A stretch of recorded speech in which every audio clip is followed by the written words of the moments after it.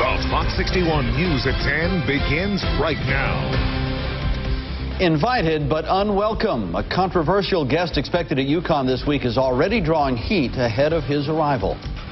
Good evening. First on Fox, a radical coming to campus. If you lived through the 60s, you probably remember Bill Ayers as a bomb-blasting left-winger. More recently, during the presidential race, Barack Obama was criticized for previous contact with Ayers.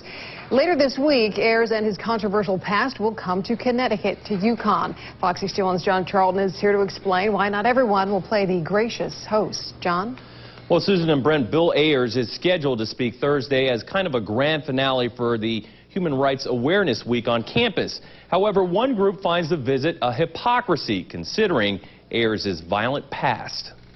As the University of Connecticut braces itself for the often unpredictable spring weekend, one thing's certain: controversy is headed straight for the Torrey Life Sciences building. Heckling on the outside of the building, possibly. UConn College Republicans plan to protest a planned speaking event by one-time left-wing radical Bill Ayers. He is an unrepentant previous terrorist.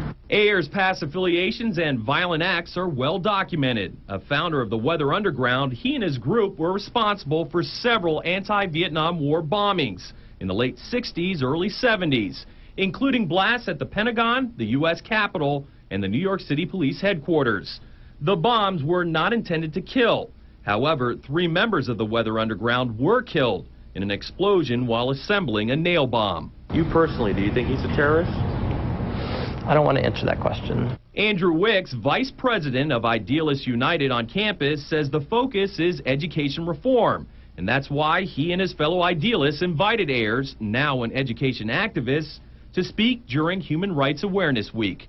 In urban education and really giving children the impression that they can succeed despite economic differences or setbacks. If the college Republicans have issue with bringing someone of this nature to this campus to talk about education, I think that they don't know enough about his education policies. College Republicans concede Ayers has a right to speak, but argue it shouldn't be at a public university.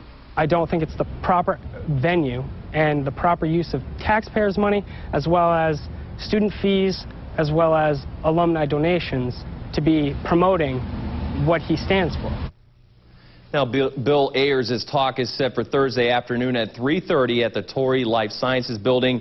The only official comment the University of Connecticut offered about the visit is that it values free speech. John Charlton, Fox 61 News at 10.